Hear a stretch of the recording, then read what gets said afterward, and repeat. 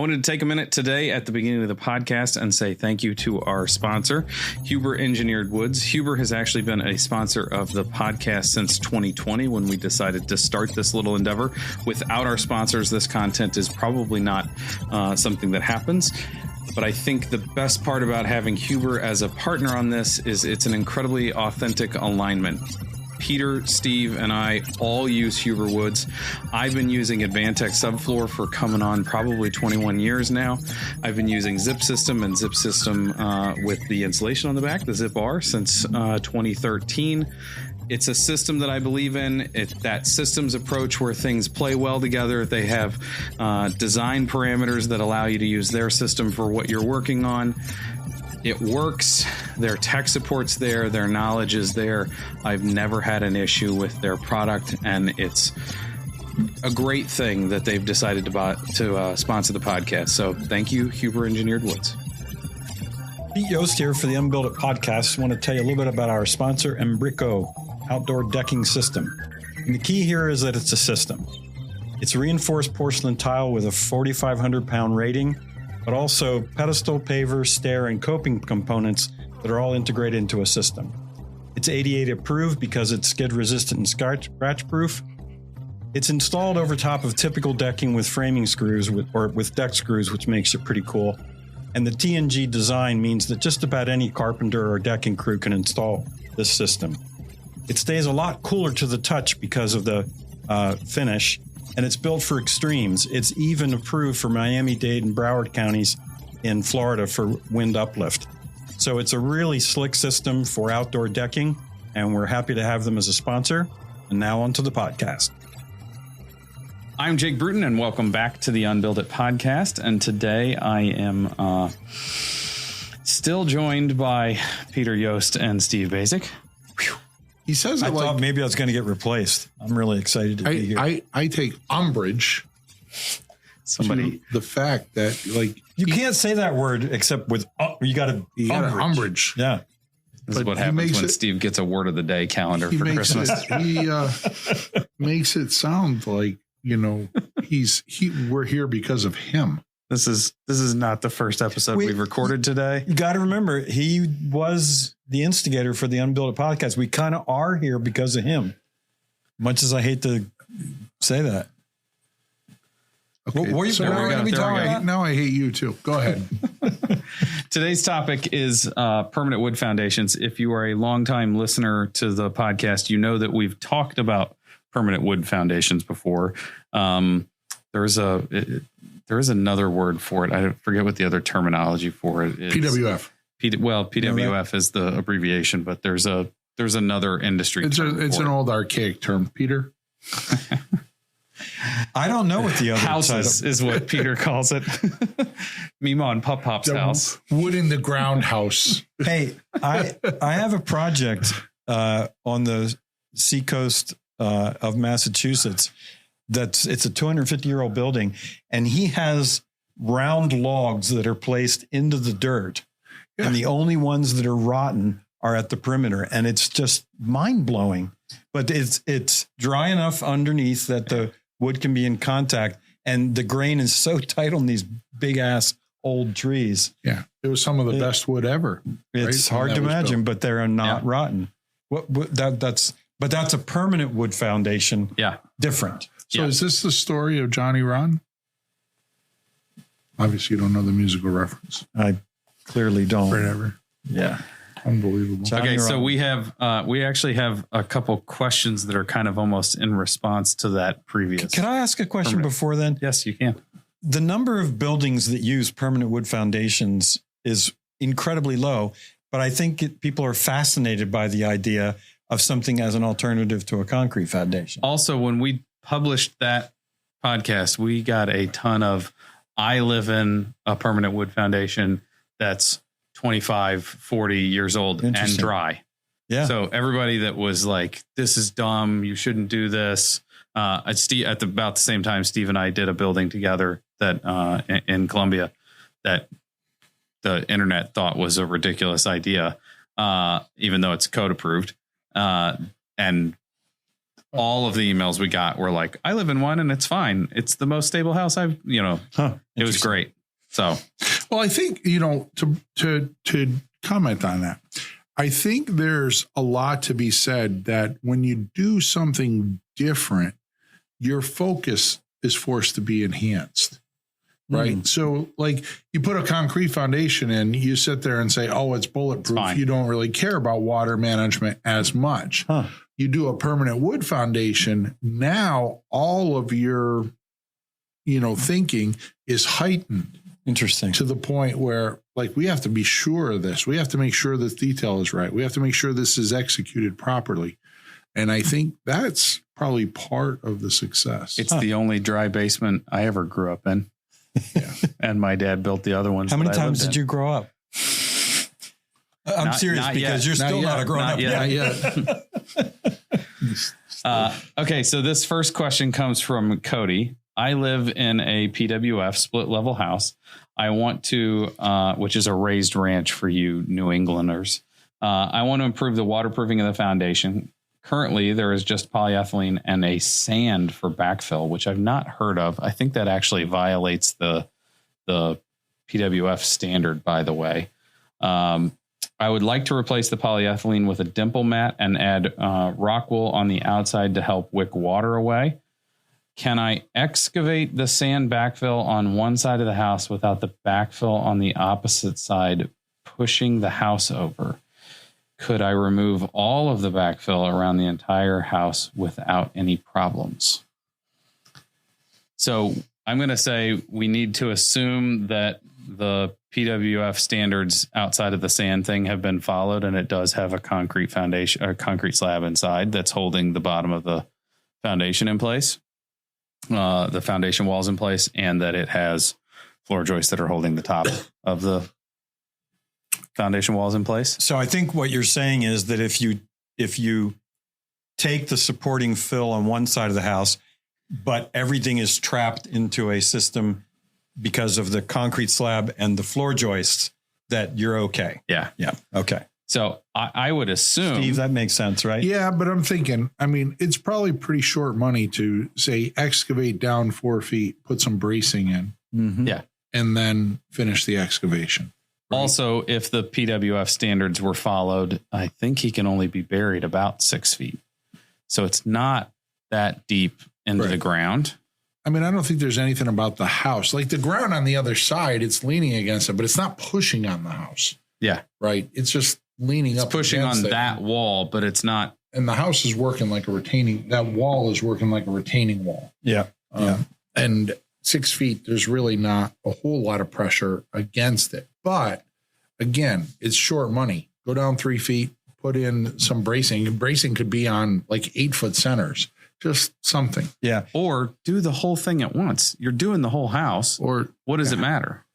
Yeah. You know what I mean? It's going to be way easier to do all of the excavation, move the piece of equipment away, do all of the dimple mat, tie it all in together, do all of your, to do each step fully at once. If you have, I'm assuming my market where I have space to work around the building, where I have, equipment, like all those things. Obviously, if he doesn't have the space to pile the dirt, there's some other challenges there. But if you're worried, go down 2 feet all the way around the building, go down another 2 feet, work your way down. And then you don't have that concern. That's how the building would have been backfilled. The building stood when it didn't have anything around it to begin with. There's a lot of simple to it there. Let's talk about what he's thinking about doing, though. He's talking about adding a dimple mat and rock wool. He says, and add rock wool to help wick the water away. I'm assuming he meant the dimple mat to help wick the water away and rock wool to help insulate. It doesn't have any of that now. I'm assuming he doesn't have any water issues because he doesn't say he has water issues. Mm-hmm. And he doesn't say, I'm assuming putting in a dimple mat, he's putting in some kind of pump or some type of system. Daylight drain or. Yeah, because you don't want to put a dimple mat in and give water no place to go. So that standard, as it was built, if it were built to the standard, is tar, or I guess it's just tar at the time that it was built, and then 6 mil poly pushed into that tar and then backfill. That was what the PWF standard used to be, at least. I wouldn't bother removing the polyethylene. It's going to be impossible to get off, basically. Yeah. I would just add dimple mat to it and make repairs to the polyethylene and then add the dimple mat, and then rock wool if you want to add the rock wool after that. So what's the detail up at grade if you have, the existing foundation, a dimple mat, and then the rigid?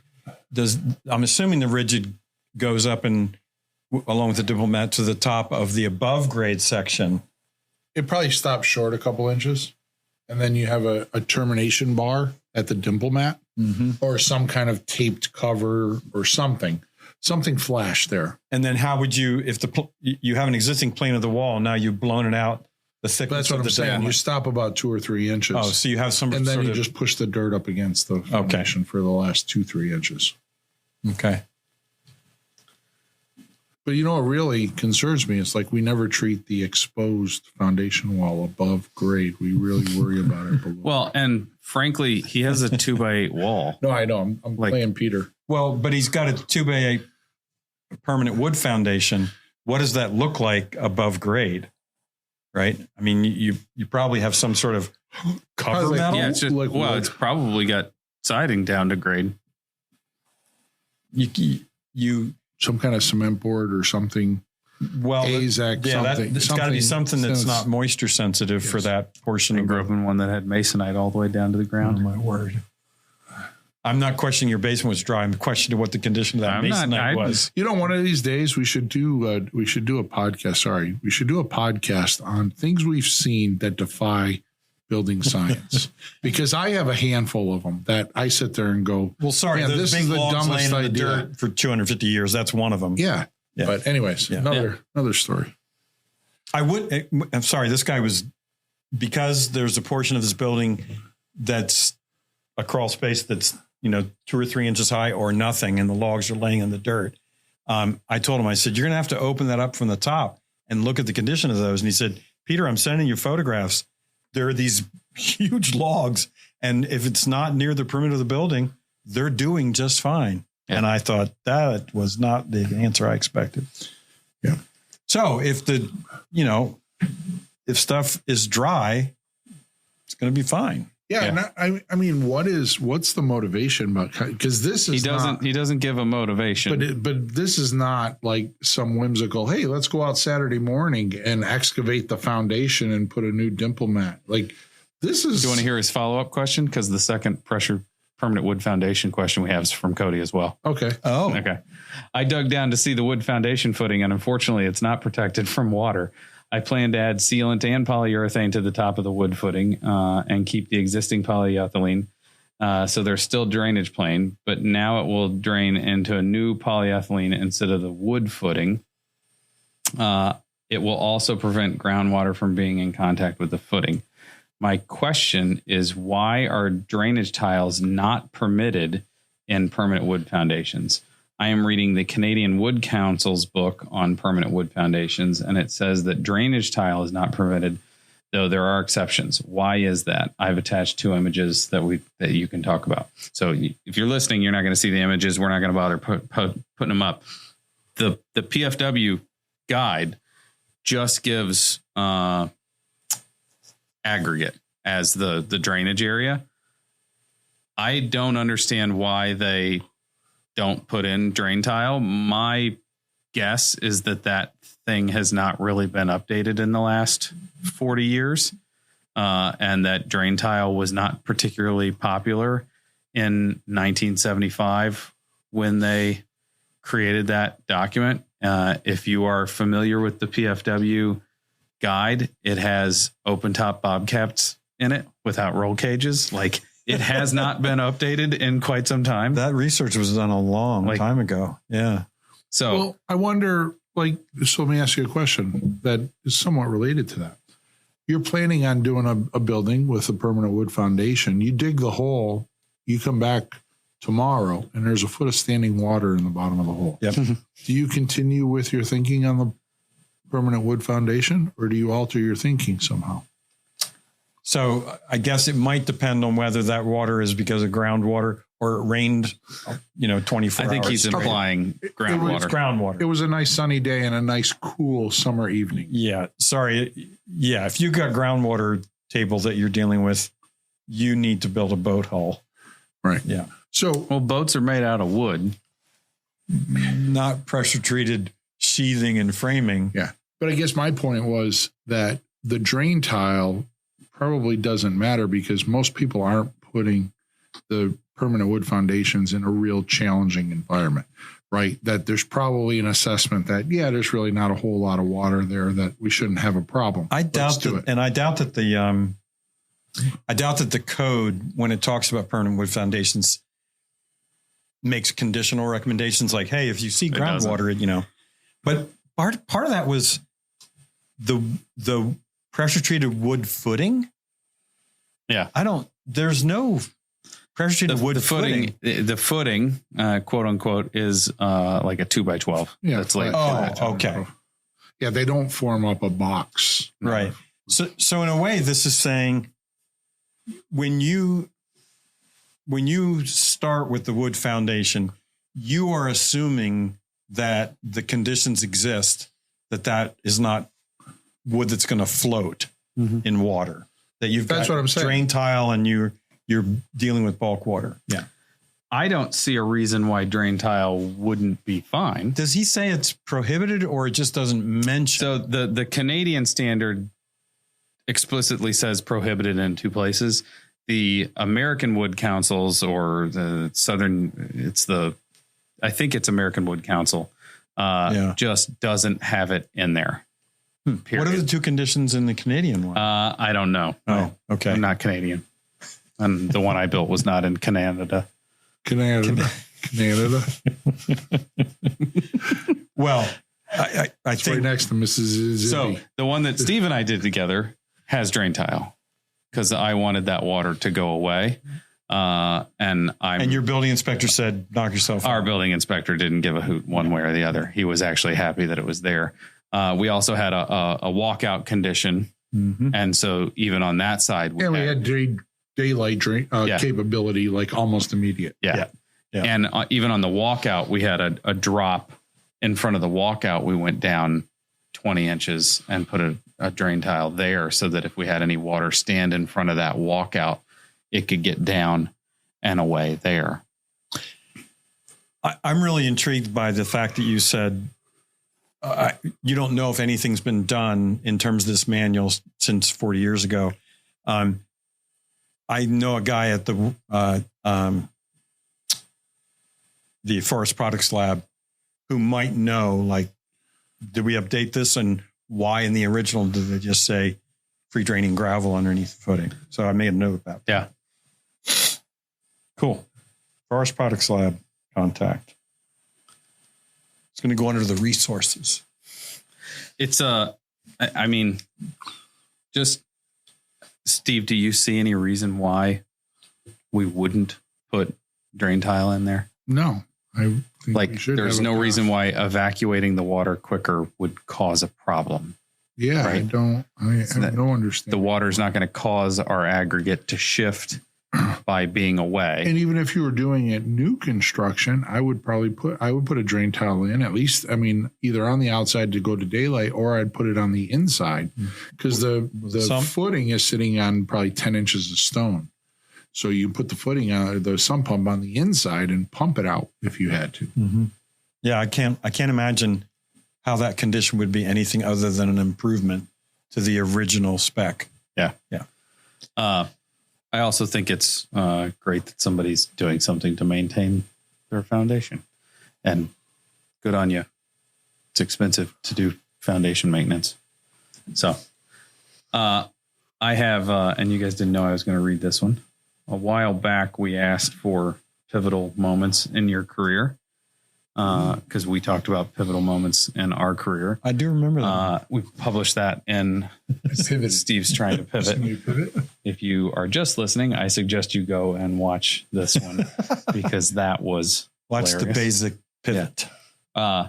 And when we asked for that, we got one. So we're going to read the one that we got. And it was from Carl Seville, a friend of all of ours. The green curmudgeon. Carl would probably be mad if he knew that we called him a friend. I often turn on the podcast at night when I can't sleep, hoping they will let me get back to sleep.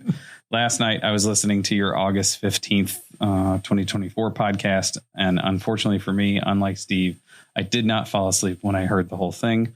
I liked your discussion about events that changed your careers and very much sympathized, except for Steve.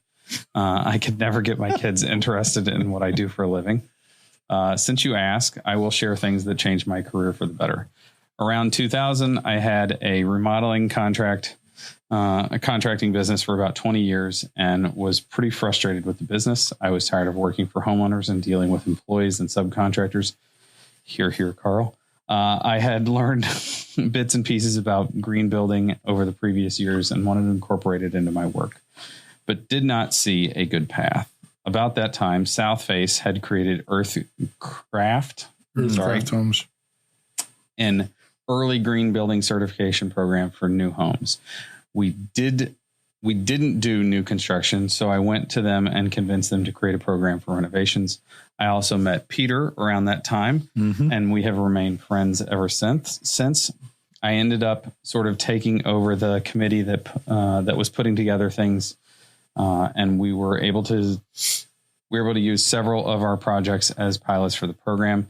This got me re-engaged in the business. We got a lot of publicity and interest from magazines and different manufacturers who donated products to various projects because there were so few people doing green remodeling at the time. I suddenly became one of a few national experts on the subject. I will say that Carl did not put experts in quotes. Good for you, Carl. Regardless of how little I actually knew about it. I started getting asked to speak and write, and it was something that I found I enjoyed. I plugged along in the business for a few more years, doing the speaking and writing on the side, mostly for free, while I was trying to improve our projects and incorporate Earthcraft. Unfortunately, we were a bit ahead of the market and were not successful in making any significant change. I could no longer, in good conscience, continue to remodel the way we had been, and as my partner was not brought into the green remodeling, in 2005, I finally decided to leave the business. This led me to becoming a green building consultant, and not owning a construction business during the recession was an extra bonus. I've heard that story from Carl before. 2009, right? Yes. Yeah. I continued to write and speak and built a house for some friends and did various other projects to keep afloat. Around 2010 or so, I got an opportunity to certify a new apartment building under the National Green Building Standard. I had not considered multifamily work as a path for me, but over a decade later, our company has 13 team members, and we certify apartments all over the country. I enjoy being construction adjacent and not having all the responsibilities of a contractor. I wish I had more control over the projects and enjoy when I do get to influence the design, but overall, I am in a much better place than when I was a contractor. Cheers, Carl. So if you know Carl, you can tell that email was written with restraint. And you know that Carl is one of the happiest people in our industry. I always think of him as Smiley because he always has a smile on his face. And it's apt that I read this now because we record these podcasts in big blocks. We break the fourth wall here. We don't get together every week and record this podcast. We do record in big chunks. We're recording this a couple weeks after IBS 2025. Carl just happened to be standing in Huber's booth when it was time to play building science trivia. And I would like to thank Carl for playing building science trivia with Ben Bogey, Steve Basic, and myself. And I would like to remind Carl that he lost at building science trivia, even though he's been doing this way longer than I have.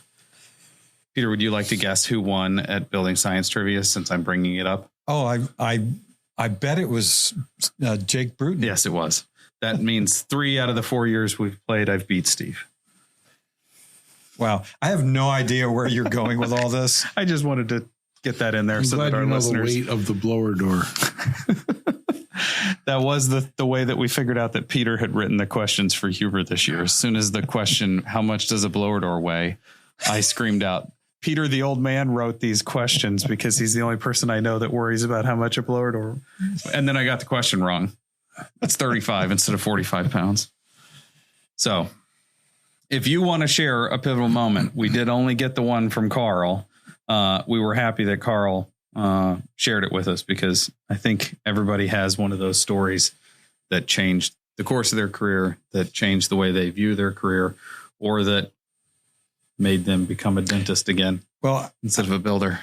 I just wanted to say that I was working at the NHB Research Center in like 1995 or so, and we had an EPA grant to develop a guide to building green building programs. Okay. And the HBA of Atlanta is a very large HBA, and they had some cutting edge folks who really wanted to work with the research center. So I flew down from, Dulles National Airport once a month to Atlanta and spent a couple of days with them working on how they were going to develop the green building program and use that to write the guide. But one of the funny things about that is that when we were developing the program for Atlanta, they had a consultant for marketing, and they were talking about, well, what are we going to call this program? Green building this or something. And the consultant said, well, there seems to be a lot of traffic, a lot of support for Earthcraft. And I said, yeah, that's ridiculous. That sounds to me like witchcraft. And it sounds like it's going to marginalize the program. No, witch is like, witch. Earth is earth. Well, doesn't really sound what like you told me was, Peter, we appreciate your help with the development of the technical details, but you should just keep your mouth shut when it comes to marketing. And of course, the Earthcraft program was wildly successful, expanded out of Georgia into other areas of the Southeast. But it's really curious that we went to a place where, Georgia's not known for being cutting edge green building center of the universe. So it was pretty challenging to go there. But if it hadn't been for Carl, there's no way that would have extended into, hey, we need one for remodeling. Yeah. It's so much harder to develop programs for remodeling. So it was so cool to meet him because he really, he's making it seem as if he didn't accomplish much change, but he actually did. I mean, and if it wasn't for Carl, we wouldn't have had a green remodeling program guide to the whole thing. What is Carl's company name? It's the T-shirt I have. It's SMK or something, and it has to do. Yeah. Shoot. Sorry, Carl. It's Carl and his partner, and it's the collaborative. Yeah. SK. Is it SK Collaborative? It's his partner's name in there too. Yeah. Sorry. Also, if you've read Abe is the other half of his company. Also, if you've read the Pretty Good House book that Taunton put out a couple years ago, the first case study is Carl's personal house. You do have to understand that when Dan Morris and I were building the Green Building Advisor website and program, we went out and picked green building advisors from across the country. Steve was one. And when we invited Carl, he said, oh yeah, but I want to be the green building curmudgeon, because he was so skeptical of all the green stuff. But he's kind of interesting because he is a very happy, content guy, but he's also pretty cynical at the same time. Okay. On that note, if you have questions or comments or pivotal moments that you want to share. I want to hear the pivotal moments. Yeah. Questions at unbuilditpodcast.com. That's where you reach us. Steve, do you have any closing thoughts? I do. I have a pivotal moment in the making. Can't wait. No, I want to get you guys' opinion. So I'm a thinker. Sometimes I think outside the box. Sometimes I think outside of construction. My latest thought, imagine if coffins were glass instead of like wood or metal, right? What do you guys think about that? You'd be able to see into the future? Well, I'm not really sure, but the Final decision remains to be seen. I was trying to get there. I didn't. I'm waiting for when I can anticipate what to play on words, and I don't think I'm ever going to do it. But thanks, Steve. Hey, you're welcome. Anytime I can help. That's all we have for you today. I have more, but I'm saving it. You're going to. Well, it's Please do. The world's not. Please the world's do. not Keep it ready to yourself for for the now. tidal wave. Till next time, have a good day. Take Bye-bye. care.